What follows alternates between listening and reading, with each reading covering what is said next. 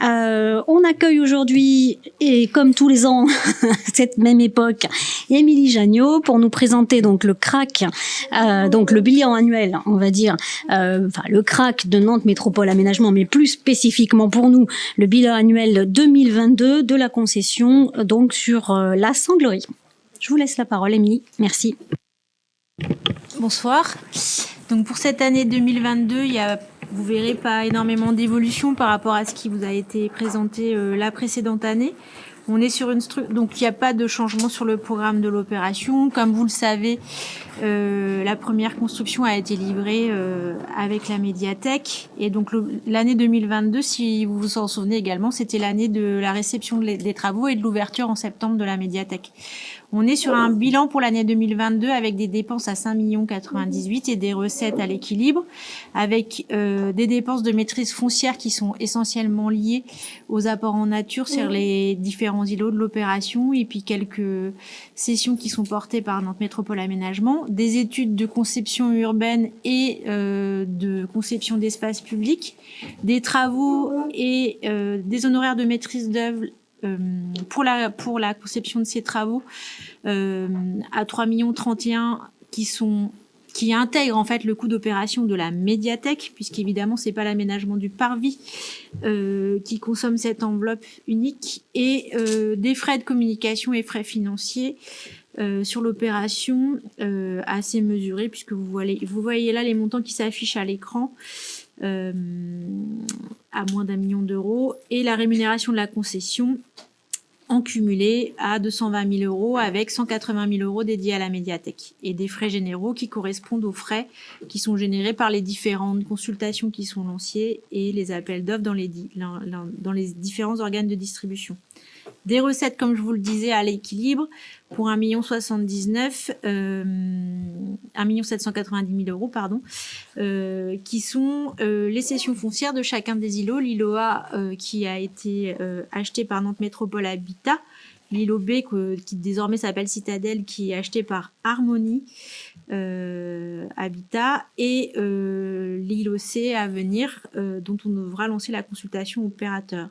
Également, la commune, elle abonde à l'opération sur différentes participations. La participation pour l'équipement public à 340 000 euros, qui correspond à la participation sur l'aménagement des espaces publics et puis des réseaux. La participation d'apport en nature sur l'apport sur les fonciers qui sont sous propriété de la commune, et puis la participation d'équilibre à 2 960 000 qui là est essentiellement liée à la construction de la médiathèque. Si on regarde maintenant les écarts par rapport à l'année 2021, on a en dépenses et forcément du coup en recettes un écart de 135 000 euros qui se décompose avec une augmentation du poste de maîtrise foncière à hauteur de 4 000 euros. Donc ça, c'est plutôt les réajustements des frais d'acte. Le poste d'études, il a diminué de 1 000 euros puisque on avait provisionné des dépenses d'études de sol et des dépenses de dossiers administratifs qu'on n'a pas eu besoin de faire. Et le poste travaux, il a augmenté de 67 000 euros. Donc ça, c'est essentiellement dû à l'ajustement à la hausse du coût d'opération de la construction. Et cette augmentation, elle s'explique de deux manières. C'est que on avait initialement pensé que, étant dans une opération d'aménagement ville des Sorinières, nous serions exonérés de la part communale de la taxe d'aménagement qui revient à la ville des Sorinières. Or, pour cela, on aurait dû, à la création de l'opération, délibérer pour exonérer l'opération de la perception de la taxe. Donc, en fait, le Trésor public, logiquement, a demandé à ce qu'on verse cette taxe d'aménagement qui ensuite est reversée à la commune. Donc, c'est une dépense de l'opération d'aménagement, mais qui est venue en recette à la commune. Et donc, c'était quand même une dépense de taxe d'aménagement à hauteur de 64 000 euros, donc c'était pas un petit sujet. Et puis, on a eu l'ajustement des révisions sur travaux sur l'année 2022. Alors, si vous vous souvenez, on est dans un contrat de conception-réalisation, donc cet ajustement, il est sans commune mesure avec ce qu'on peut vivre sur d'autres opérations. Néanmoins, il y a eu des révisions sur cette année 2022. Et donc mécaniquement, puisque les concepteurs ils sont rémunérés sur les honoraires de travaux, on a une augmentation également de ce poste honoraire avec l'ajustement des révisions. Et puis le poste frais financiers, je pense que c'est un sujet pour tout le monde en ce moment. C'est celui qui évolue plus sur nos opérations d'aménagement, puisque on a une augmentation des taux d'intérêt. On a sur cette opération un premier emprunt qui a été consommé pour la médiathèque, qui avait été supporté par la commune à hauteur de 1 million d'euros et qui était à taux fixe. Et après, on a dû souscrire à des emprunts à court terme avec des taux révisables dont on a pris la conséquence directe. Donc ça, c'est la plus forte augmentation aussi. Les deux augmentations, en gros, c'est la taxe d'aménagement par communal et puis les frais financiers. Pour garantir quand même l'équilibre de l'opération d'aménagement, on a agi sur deux leviers. On a réajusté les surfaces de plancher des îlots B et C à hauteur de 75 000 euros. Alors, pas d'inquiétude, ne vous imaginez pas qu'on va faire augmenter le nombre de logements de l'opération.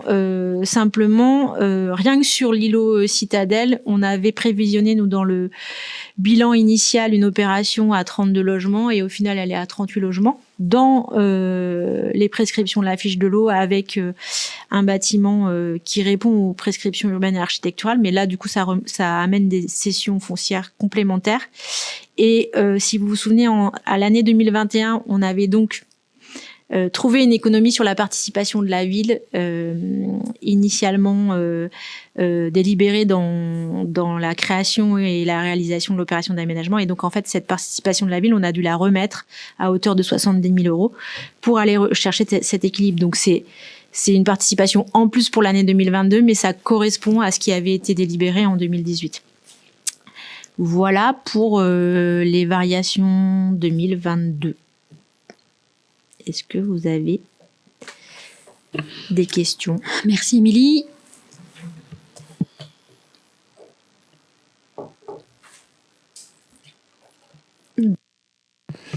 Vous parliez donc de l'augmentation des surfaces, donc on passe de 32 à 38 logements, c'est ça? C'est sur l'îlot qui est au niveau qui sera au niveau de l'ancien monument aux morts? On est passé de 35 à 38 et oui, c'est sur cet îlot-là. Mais ça, c'était pas une demande qu'on a faite à Harmonie, c'est dans l'ajustement en fait du projet et la proposition architecturale qu'ils ont réussi à trouver ces logements complémentaires.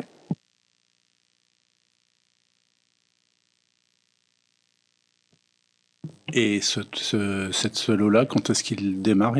Quel est le planning? Alors, on anticipe sur la présentation 2023, mais c'est bien normal. On est, comme vous l'avez vu, en train de préparer la démolition et on est en train de faire le désamiantage.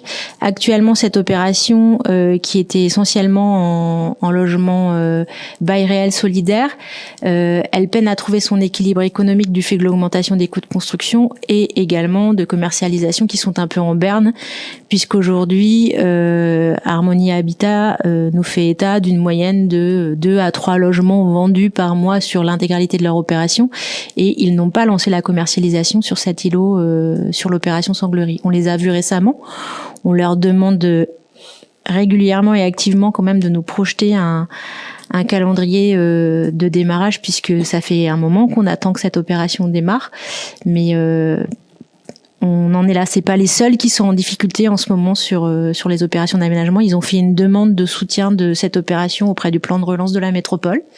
Donc ils doivent aussi amener des justifications et des garanties qui permettraient un soutien de la métropole sur cette opération. Mais c'est compliqué. Pour la démolition, on a une idée de la date parce que ça a été passé en CAO en décembre. On n'a toujours pas la démolition et on a des problèmes de squat qu'on a maîtrisés et qu'on a gérés. Mais là, on est en cours. On est en train de désamianter. Oui, l'entreprise est là. Ils ont fini le 18 avril. Mais en fait, nous, le désamiantage, ça fait partie de la démolition. Mais 18 avril, tout est par terre. 18 avril, il n'y aura plus du tout de maison. Oui. D'accord.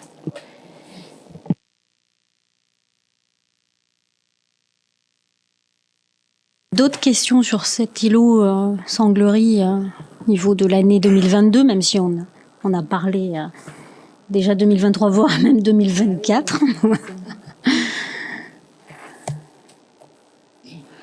Donc il faut qu'on le vote et comme ça on pourra libérer Émilie qui, je doute fort, va y rester sur tout ce qui est budget, même si ça va redire un peu ce que vous disiez que c'est compliqué. Donc on met aux voix qui est contre cette présentation, qui s'abstient, qui est pour. Merci Émilie. Bonne soirée. Merci. À l'année prochaine.